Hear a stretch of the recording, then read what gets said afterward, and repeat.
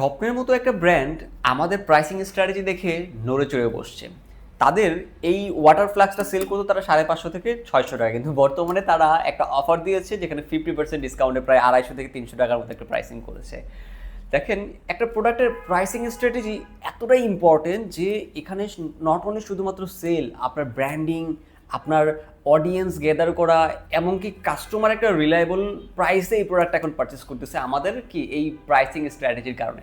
আমরা কিন্তু যখন এই প্রোডাক্টটা সেল করা শুরু করলাম তখন মার্কেটে শুধুমাত্র 3 থেকে 4টা পেজের শুধু অ্যাড চলতো, বাট বর্তমানে স্বপ্ন থেকে শুরু করে প্রায় বাংলাদেশে প্রায় 200-300 পেজ হবে যারা এই প্রোডাক্টটা নিয়ে কাজ করতেছে। দেখেন, একটা মার্কেটিং স্ট্র্যাটেজি মার্কেটে কতটা ইম্প্যাক্ট পড়তে পারে।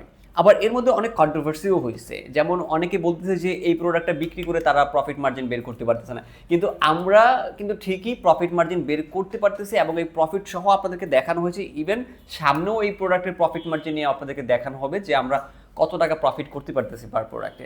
ঠিক আছে, তো আশা করি যে এইভাবে করে যদি একটা উইনিং প্রোডাক্ট বা একটা রিলায়েবল প্রোডাক্ট আপনারা খুঁজে বের করতে পারেন তাহলে আপনার ব্যবসাও কিন্তু খুব দ্রুত ডেভেলপ হবে।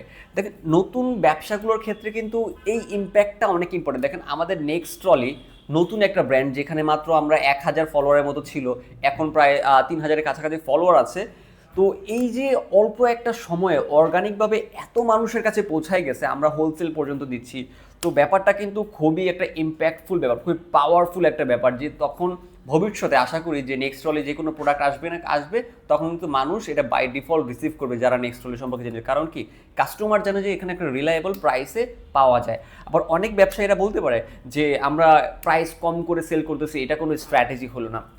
দেখেন, প্রোডাক্ট আপনি কিভাবে মানুষের কাছে পৌঁছাইতে পারতেছেন, কতটুকু সেল করতে পারতেছেন, কতটুকু ইম্প্যাক্ট দিতে পারতেছেন মার্কেটে, এটা হচ্ছে ইম্পর্টেন্ট। সো আমরা আমাদের এই স্ট্র্যাটেজির মাধ্যমে আমরা মার্কেটে একটা ইম্প্যাক্ট তৈরি করতে পারছি, এটাই হচ্ছে আমাদের অর্জন, আমাদের নেক্সট ট্রলির অর্জন। ঠিক আছে, তো আশা করি যারা নতুন ব্যবসা করছেন বা ব্যবসা করতে চাচ্ছেন আমাদের কাছে আসবেন।